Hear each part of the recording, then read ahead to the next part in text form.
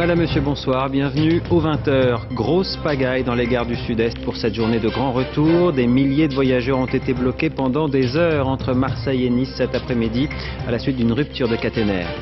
Ils étaient pourtant des alpinistes chevronnés, bons connaisseurs de la région. Un père et son fils sont morts alors qu'ils escaladaient le sommet le plus haut de la Corse.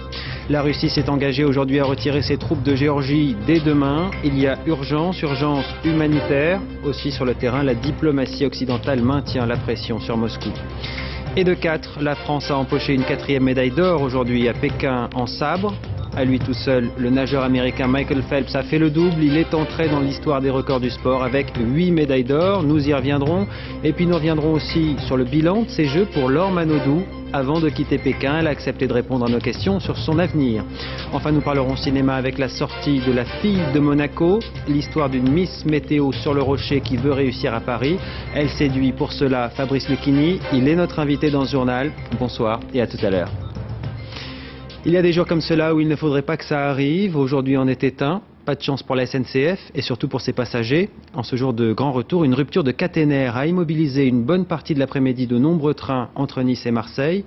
De quoi définitivement gâcher une fin de vacances. Juliette Guérin, Arnaud Comte, Gilles Guérin. Une caténaire arrachée et c'est tout le trafic grande ligne qui se retrouve paralysé. L'incident survient un peu avant midi. La caténaire se rompt, endommageant un TGV vide qui circulait à ce moment-là. Plus de courant. 6 trains se retrouvent alors bloqués sur la voie, comme ce TGV Paris-Nice, arrivé enfin à bon port, très en retard. Moi j'ai attendu 4 heures. Je suis arrivée à 11h30 à la gare de Toulon et j'arrive maintenant à Nice. Vous avez eu de l'eau pour le bébé? Non, à la fin. Quand tout s'est passé, on nous a distribué de l'eau. Heureusement qu'on avait pris le nécessaire avec nous. Il nous a expliqué que ça allait durer un quart d'heure, après 20 minutes, après tout d'un coup plus de 2 heures et après... Ça a duré 3 heures. Après ça a duré 3 heures. La circulation ne reprend donc qu'après 3 heures d'attente, en alternance sur une seule voie. Nous avons rétabli une des voies en moins de 3 heures, de manière à pouvoir vite laisser s'écouler la circulation, que les gens montent dans les trains et puissent vider progressivement les gares. C'est ça le plus important pour nous. Malgré tout, les retards s'enchaînent. À la gare Saint-Charles de Marseille, ces voyageurs perdent patience. Ils sont complètement paumés, ils sont incapables de nous dire ce qui circule pas. Moi je suis de la maison donc j'évite de faire du scandale, mais je trouve ça un peu fort de café. Ça fait près de 5 heures qu'on attend, le résultat voilà, on nous dit rien. Ce soir, la SNCF prévoit encore des retards. Certains TGV pourraient ne pas arriver à Paris avant 3 heures du matin. Et c'est donc une mauvaise nouvelle pour ceux qui sont encore dans les trains. On retrouve en direct de la gare de Lyon le président de la SNCF, Guillaume Pépi. Monsieur Pépi, bonsoir. Bonsoir. Est-ce que vous êtes en mesure de nous dire à quelle heure le trafic va redevenir normal? Alors pour le moment, le trafic est extrêmement perturbé et comme vous l'avez dit, les TGV, 17 TGV ont entre 3 et 5 heures de retard. Je présente évidemment mes excuses aux voyageurs, c'est le plus mauvais jour pour un incident de cette nature. Nos équipes vont travailler toute la nuit dès que le dernier train sera passé. On va amener un nouveau fil d'alimentation électrique, une caténaire, qui sera montée pendant la nuit et la circulation sera rétablie demain matin à 6 heures du matin. Vous avez entendu les usagers, ils sont très mécontents, on peut le comprendre. Qu'est-ce que vous avez prévu de faire pour eux? Mais ils ont tout à fait raison, c'est évidemment la galère. Et encore une fois, c'est un incident qui est très rare puisque un train a arraché le fil d'alimentation électrique. Mais c'est un jour où il fallait bien faire. Et donc je présente des excuses à tous les voyageurs concernés. Simplement, je crois qu'aujourd'hui, il faut aussi dire qu'on prend une mesure exceptionnelle. Tous les voyageurs concernés auront une compensation à 100%, je dis bien une compensation à 100% du prix de leur voyage pour atténuer la gêne qui a été occasionnée et dont, encore une fois, je suis absolument désolé, mais toutes nos équipes sont au travail. Merci Monsieur Pépi, et puis donc effectivement ils seront ravis d'apprendre que le billet sera donc intégralement remboursé. On ne le dira jamais assez, la montagne reste dangereuse, même en été. Un père et son fils, pourtant chevronnés, pourtant bons connaisseurs de la région, ont dévissé alors qu'ils tentaient d'escalader le Monte Cinto, le plus haut sommet de Corse. Leurs corps ont été retrouvés hier soir par les gendarmes. Ils sont apparemment morts de froid sans avoir pu prévenir les secours. Fanny Stenler. Ce devait être l'un de leurs meilleurs souvenirs d'escalade, la face nord du Monte Cinto. Le père et son fils de 20 ans, des alpinistes chevronnés, avaient choisi cette voie, l'une des plus difficiles de l'île. Situé en Haute-Corse, le Monte Cinto est le sommet le plus réputé, le plus haut aussi, 2706 mètres. L'accident s'est produit tout près du sommet. Il ne leur reste que 50 mètres à parcourir lorsque l'un d'eux dévisse et entraîne l'autre dans sa chute. Le père est blessé à la tête, la nuit tombe et les températures avoisinent 0 degré. Les secours les retrouveront le lendemain, morts tous les deux. Un accident qui pourrait être bénin dans une condition normale, avec une personne blessée et qui est arrêtée dans le vent, elle se retrouve rapidement confrontée à une hypothermie qui peut être sévère. Une enquête devra déterminer les circonstances exactes de la mort des deux alpinistes, le froid ou les blessures. C'est l'une des premières fois qu'un accident se produit sur la face nord du Monte Shinto. Pourtant en Corse comme ailleurs, la montagne tue. 6 randonneurs sont décédés sur l'île de Beauté durant l'été. Décidément, l'escrime française fait mouche à Pékin. L'équipe masculine a remporté cet après-midi la médaille d'or face aux États-Unis. Et puis il y a eu aussi 2 médailles de bronze en voile et en aviron. Voici le résumé de ces bonnes nouvelles de la journée avec Claire Lessing. La France. Ils peuvent sabrer le champagne. Boris Sanson, Nicolas Lopez et Julien Pillet décrochent l'or et conservent leur titre olympique d'Athènes. En finale, l'équipe tricolore de sabre a dominé les États-Unis 45-37. Quand on est plusieurs, on est plus fort. Et là, tous ensemble, aujourd'hui, on a montré qu'on était une belle équipe et qu'on méritait l'or et c'est génial. L'escrime française repart des Jeux de Pékin avec 4 médailles, 2 en or, 2 en argent. En équipe toujours, aligné cette fois. Et en cadence, le 4 de coupe messieurs remporte le bronze. Les Français ont arraché leur place sur le podium, derrière la Pologne et l'Italie. On prend la 3e place, cette médaille est à nous, donc on l'apprécie à sa juste valeur. Il aime le gros temps et c'est tant mieux. Sur un bateau qu'on appelle le Finn, Guillaume Florent finit rincé, mais bronzé. Ce matin, les anglo-saxons étaient les plus forts dans ce combat contre la pluie, la houle, les rafales de vent. Choc d'un autre genre, catégorie des super légers. Alexis Vastine en bleu accède à la demi-finale. Pour ses premiers jeux, c'est la certitude de remporter au pire une médaille de bronze, car en boxe, il n'y a pas de classement pour la 3e place. Il peut d'ores et déjà rêver d'or ou d'argent. Le jour de ses 30 ans, Mehdi Balla s'offre un beau cadeau, son ticket pour la finale du 1500 mètres. Le double champion d'Europe de la distance termine 2e dans une demi-finale très relevée. Au dernier jeu, Balla avait été éliminé dès le premier tour. À Pékin, il peut penser au podium. Rendez-vous mardi pour sa finale au Nid d'Oiseau. Alors la France a ce soir 4 médailles d'or, autrement dit la moitié de ce qu'a récolté à lui tout seul le nageur américain Michael Phelps pour ces Jeux. Il l'avait dit, il l'a fait. Il a décroché ce matin sa 8e médaille d'or et a inscrit son nom au panthéon des héros olympiques.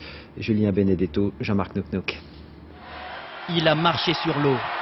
8 médailles d'or en une seule Olympiade, 14 au total dans sa carrière. Michael Phelps est de loin l'athlète le plus titré dans l'histoire des JO, tous sports confondus. Ce matin, l'Américain a mis la touche finale à son chef-d'œuvre.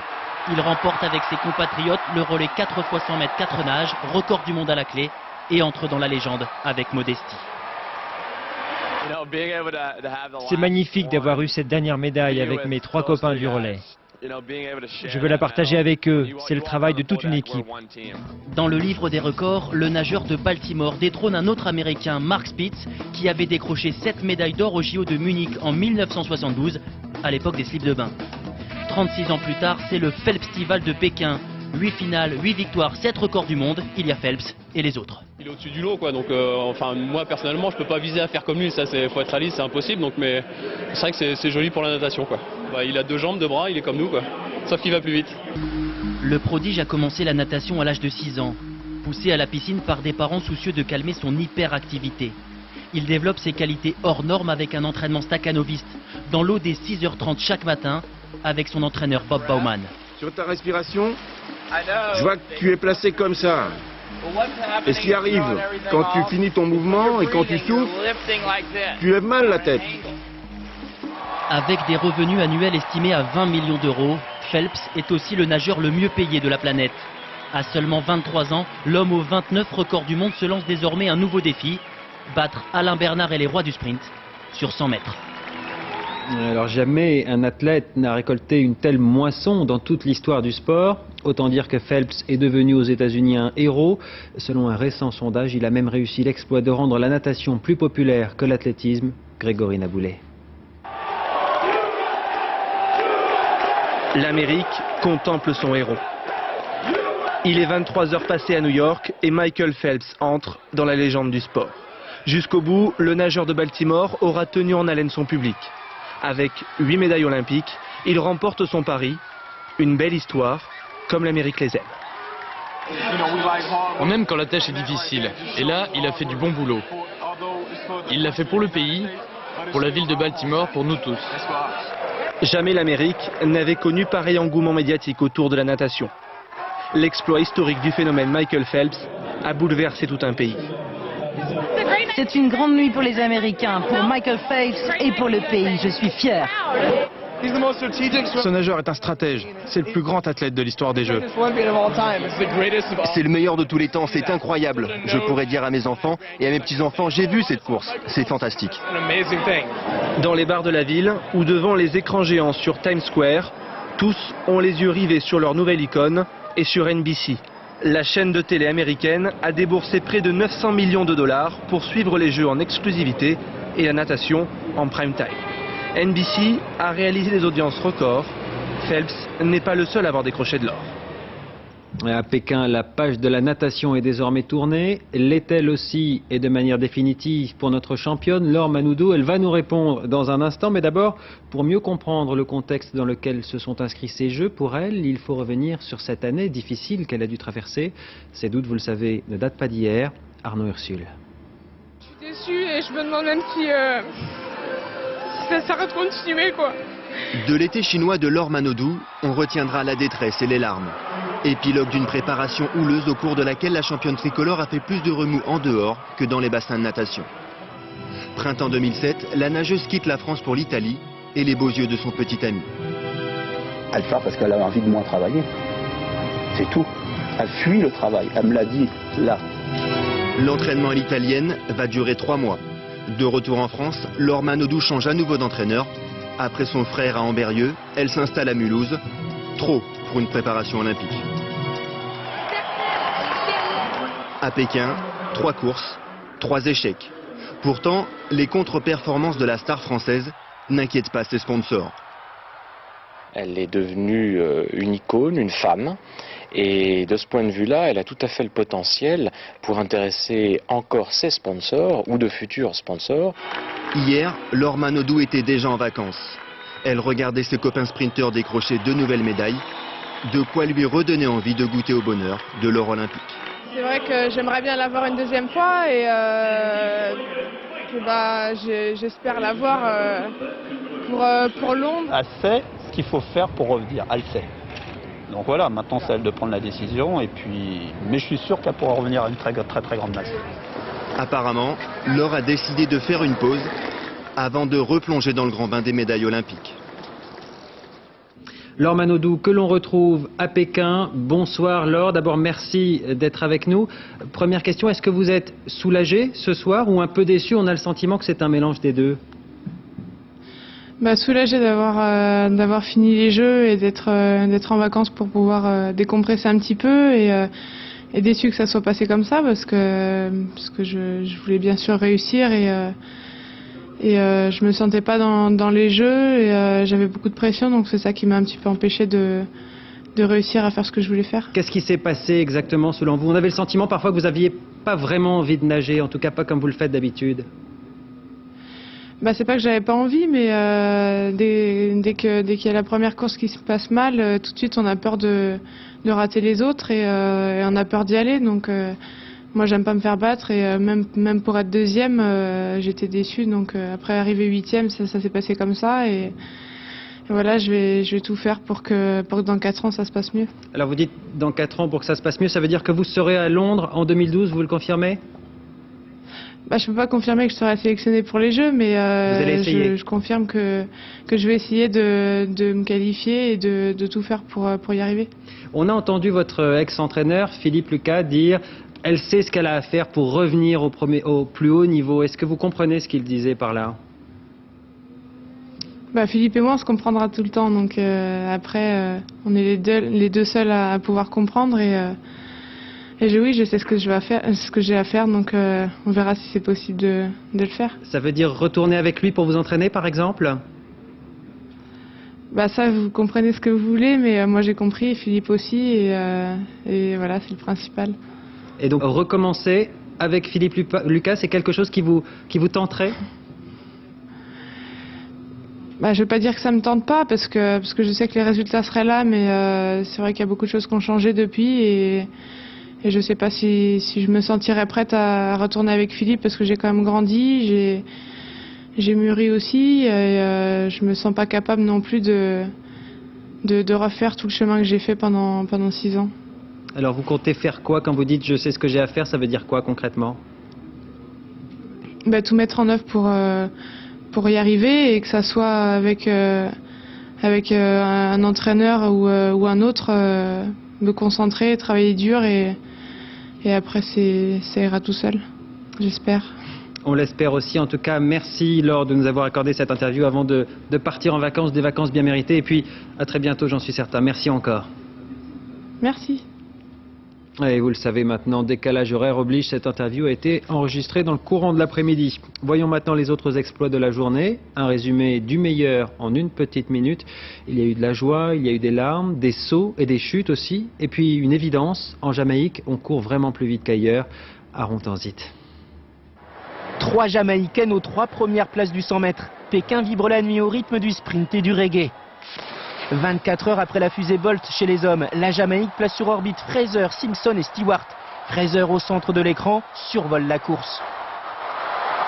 À tout juste 21 ans, elle devient championne olympique en un temps canon. Derrière, pour la 2e place, la photo finish ne peut départager Simpson et Stewart. Il n'y aura donc pas une, mais 2 médailles d'argent. Pas de médaille en revanche pour l'Espagnol Dominguez. Mais une belle pirouette sur la tête, Alouette. Complètement KO, la jeune femme tente de repartir, en vain. L'histoire se termine quand même par un sourire. Devant, la Russe Galkina Samitova devient la première championne olympique de l'histoire du 3000 mètres steeple, record du monde en prime. Un cri déchire la nuit pékinoise. Rafael Nadal a encore sévi. L'Espagnol bat en finale le Chilien González. Grâce à cette victoire, celui qui sera officiellement numéro 1 mondial demain matin ajoute à son palmarès une ligne en or olympique. Dans le reste de l'actualité, en Géorgie, la diplomatie occidentale hausse le ton face à la Russie. Condoleezza Rice pour les États-Unis estime ce soir que la réputation de la Russie est en lambeaux, car elle n'a pas pour l'heure respecté ses engagements. La chancelière allemande Angela Merkel, qui s'est rendue sur place aujourd'hui, n'a pas hésité à déclarer que la Géorgie serait membre de l'OTAN si elle le souhaitait. Et puis de son côté, le président français met en garde ce soir le président russe. Le retrait sans délai est non négociable, a-t-il dit, lors d'une conversation téléphonique entre les deux hommes. Le président Medvedev a promis à son homologue français que le retrait des troupes russes de Géorgie se ferait dès demain à la mi-journée. Réponse donc demain. En attendant, la situation humanitaire se dégrade sur le terrain, en particulier dans la zone occupée par les Russes. Et côté géorgien, les réfugiés ont été accueillis dans la capitale Alahat, dans des anciennes casernes ou même un ancien centre d'entraînement olympique. Le reportage Loïc Delamornay, Yann Moine. Cette petite canalisation est le seul endroit où trouver de l'eau courante. Dans les couloirs, on démembre les vieilles armoires de l'ère soviétique pour en faire des tables de fortune. Bienvenue dans cet ancien hôpital militaire de l'armée russe, aujourd'hui à l'abandon, et où des centaines de familles réfugiées attendent dans l'espoir d'un retour. On n'a pas de lait pour les enfants, pas d'eau, pas d'électricité. On espère qu'on reviendra vite chez nous. Notre village est le 2e après la capitale d'Ossétie du Sud, Tsinvali.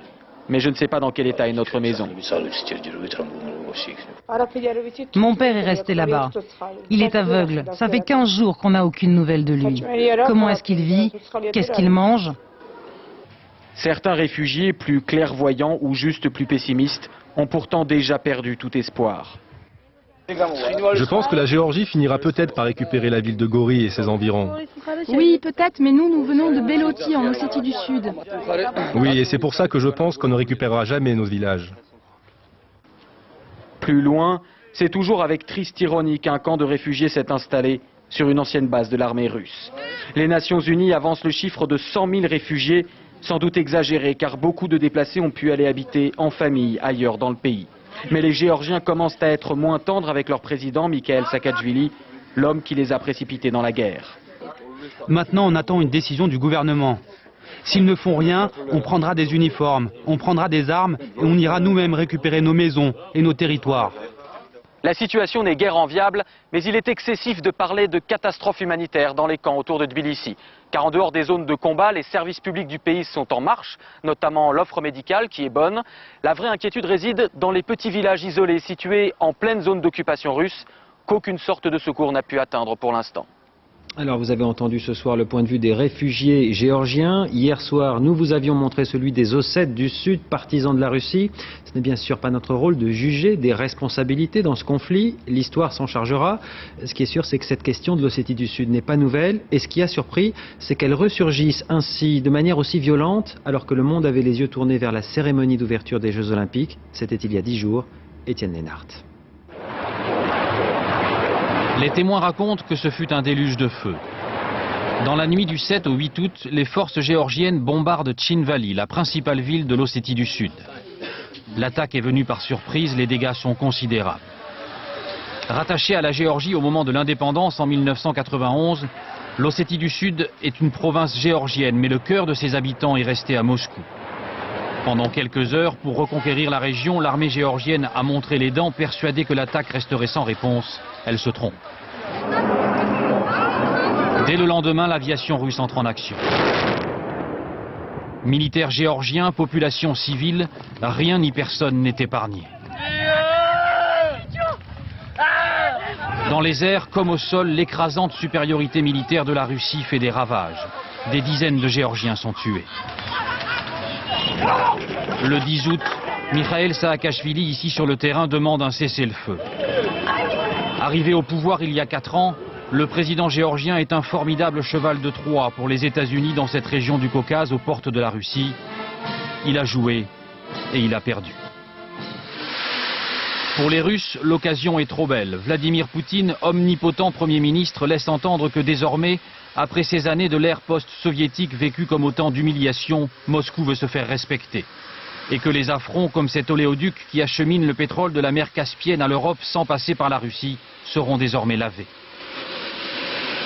Surpris par la violence de la réaction des Russes, Nicolas Sarkozy, président en exercice de l'Union européenne, interrompt ses vacances pour se rendre à Moscou. Sur un coin de table, il arrache un accord de cessez-le-feu qui fait la part belle aux Russes, un accord qu'il fait accepter quelques heures plus tard au président géorgien. J'ai trouvé des interlocuteurs à Moscou et à Tbilissi prêts à faire un effort au service de la paix. Et c'est ça qui compte.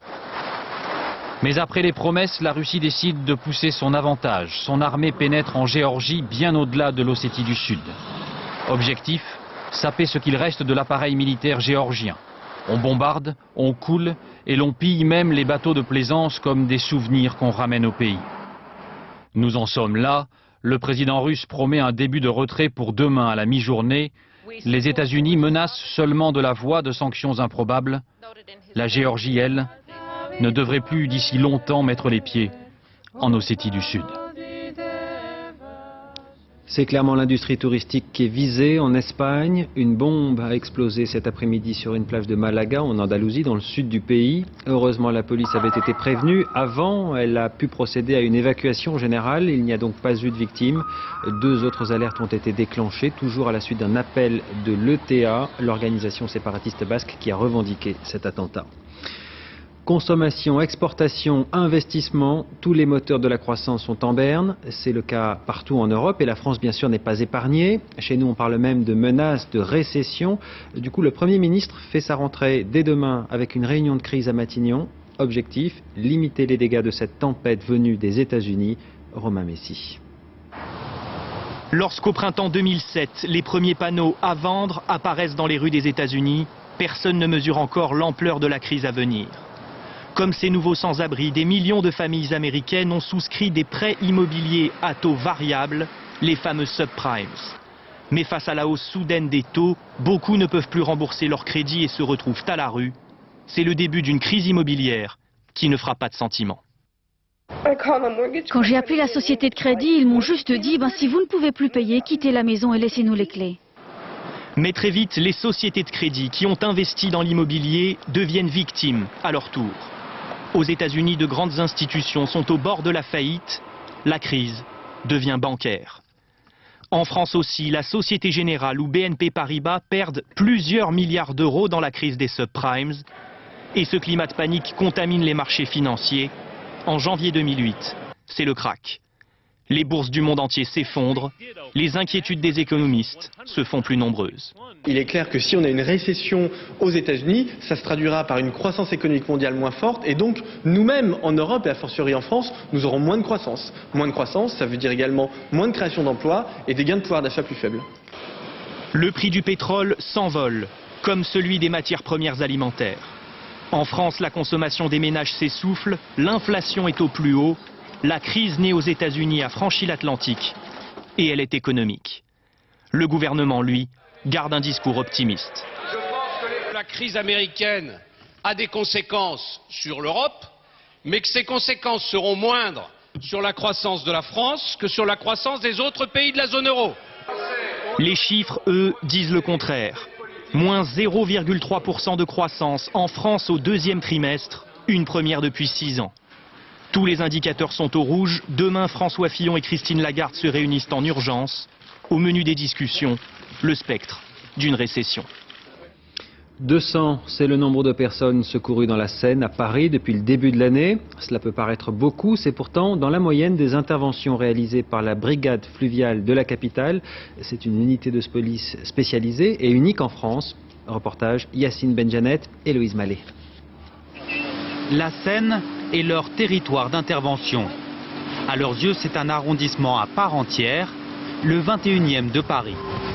La brigade fluviale, 80 policiers chargés de la sécurité sur le fleuve. Venez ici, là, s'il vous plaît. Ce plaisancier s'est aventuré dans une zone interdite à la navigation. Vous discutez, vous n'êtes pas en règle. De plus, à bord, il manque certains équipements de sécurité. Ah oui, madame, c'est obligatoire. C'est vrai que c'est obligatoire. Non, mais madame, c'est obligatoire. Parce que vous savez, ça peut se terminer. Vous savez, c'est simple, ça peut se terminer au poste aussi, madame. Le propriétaire du bateau encourt une amende de plusieurs milliers d'euros. C'est pas des amendes routières, ça chiffre très très vite.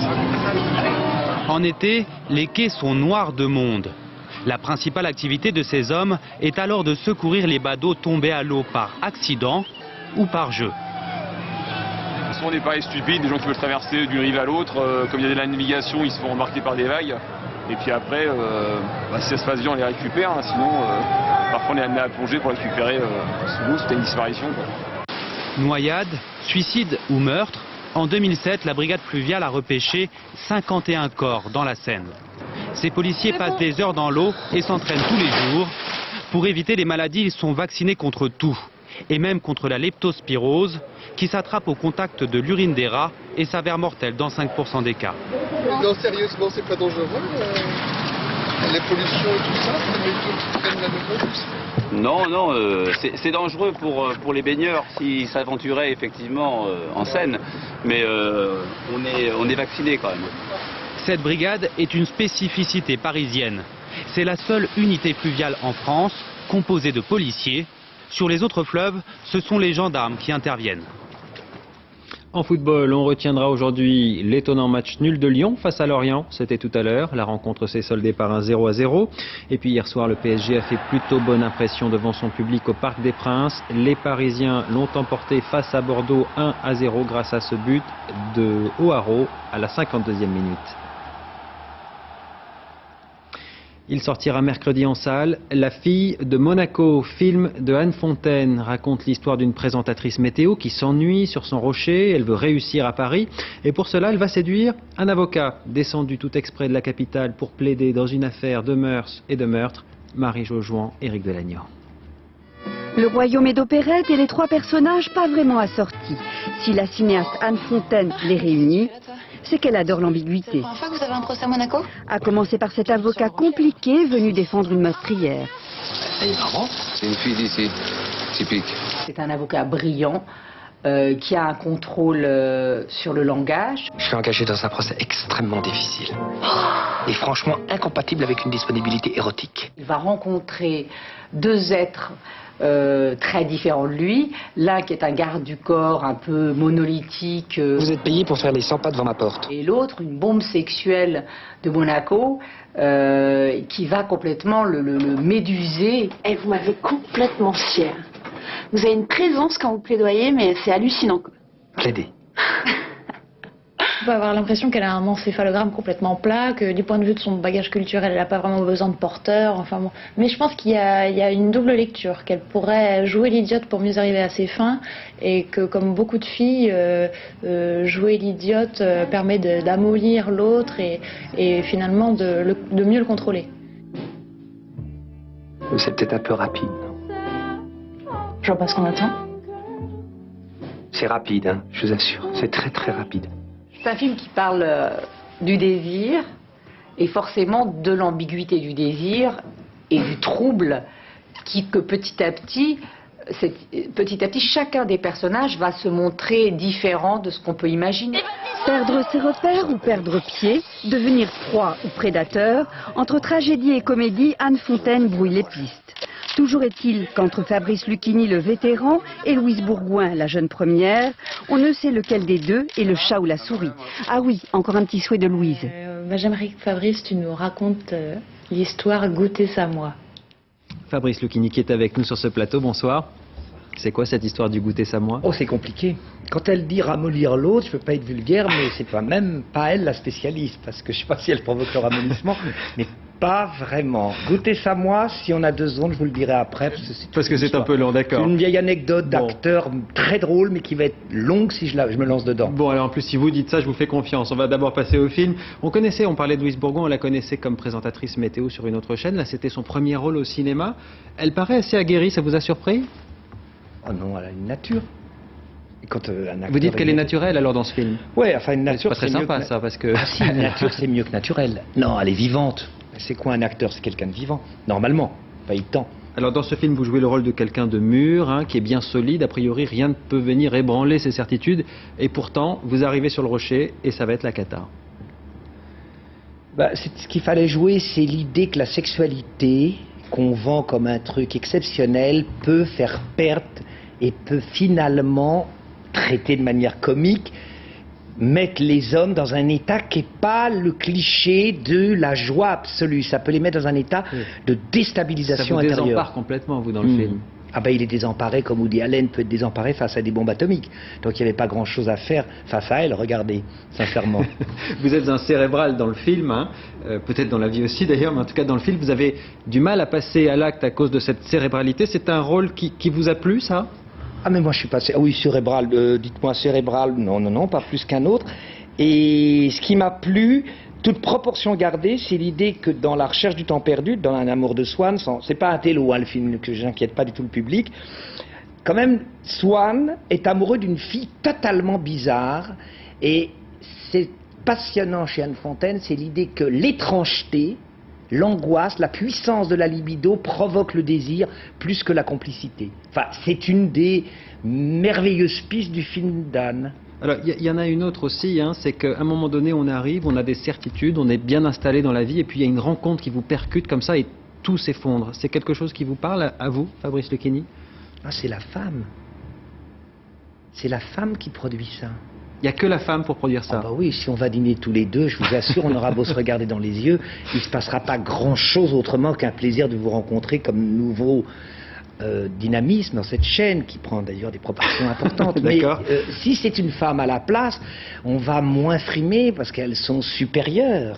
Elles sont supérieures à nous. Oui, j'ai lu d'ailleurs, vous disiez finalement c'est beaucoup plus facile d'être une femme qu'un homme. D'ailleurs, c'est plus difficile, elles ont des responsabilités plus lourdes parce qu'elles sont faites pour la vie. Je caricature, hein, on ne va pas généraliser. Une femme, c'est aussi plein de psychistes. Il y en a des inquiètes, il y en a des anxieuses, il y en a des vitales. Mais disons que l'homme est tellement un rat, enfin tellement très moyen, que les femmes apparaissent comme douées pour la vie et merveilleuses par l'enfantement, par l'intuition et par cette phrase qu'elles ne sont pas naturelles donc abominables comme dit Baudelaire, elles sont naturelles donc supérieures. Est-ce qu'il y a des rôles que vous ne pourriez pas jouer? Parce que ça, c'était pas un rôle extrêmement facile à jouer. Est-ce qu'il y en a que vous ne pourriez pas jouer du tout? Plus on avance, plus on sait qu'on ne peut pas tout jouer. Et plus on est bien en soi-même, plus on sait qu'on n'est pas du tout, on n'est pas apte à tout jouer. Oh non, pas du tout. Comme quoi, par contre, on peut dire des textes très différents les uns des autres. Mais jouer, non. On connaît ses limites. C'est peut-être pour ça que vous faites moins de cinéma alors en ce moment? Parce que j'aime beaucoup le fait de jouer tous les soirs, c'est merveilleux, comme disent les acteurs. Mais ça m'empêche pas qu'un jour nous dînerons tous les deux, ne vous inquiétez pas. Mais ça ne perturbera ni votre vie ni la mienne. Tandis que si vous dînez avec Bourgoin, je suis pas sûr qu'elle soit pas perturbante. Je vous remercie beaucoup, monsieur. C'est moi qui vous remercie d'avoir accepté de venir. Je vous embrasse très fort. Je voudrais vraiment remercier tous les gens les plus proches. Et ben voilà, ils vous regardent. Et la directrice de France 2 que j'adore, qui fait des émissions politiques admirables. Arlette Chabot. J'adore Arlette. Elle est dans le couloir. Je sais, je l'ai croisée. C'était un moment intense. Merci, monsieur Lucchini. Merci à vous. Puis je rappelle le titre du film quand même. On va pas l'oublier, La fille de Monaco de Anne Fontaine, sortie en salle mercredi. Avant de nous quitter, je vous rappelle l'une des principales informations de la journée. En ce jour de grand retour, des milliers de voyageurs ont été bloqués une bonne partie de l'après-midi aujourd'hui entre Nice et Marseille. 17 TGV et de nombreux TER ont été retardés à cause d'une rupture de caténaire. Et le président de la SNCF, Guillaume Pepy, a déclaré ce soir sur notre antenne que le trafic devrait rester perturbé toute la nuit. En revanche, il a aussi annoncé que les usagers concernés seraient tous intégralement remboursés. Fin de ce journal, merci de l'avoir suivi. Tout de suite la météo, Isabelle Martini, suivi de 3 épisodes de votre série Cold Case. Pour les journaux demain à 13h, vous retrouverez Sophie Le Saint. À 20h, Françoise Laborde. Excellente soirée sur France 2.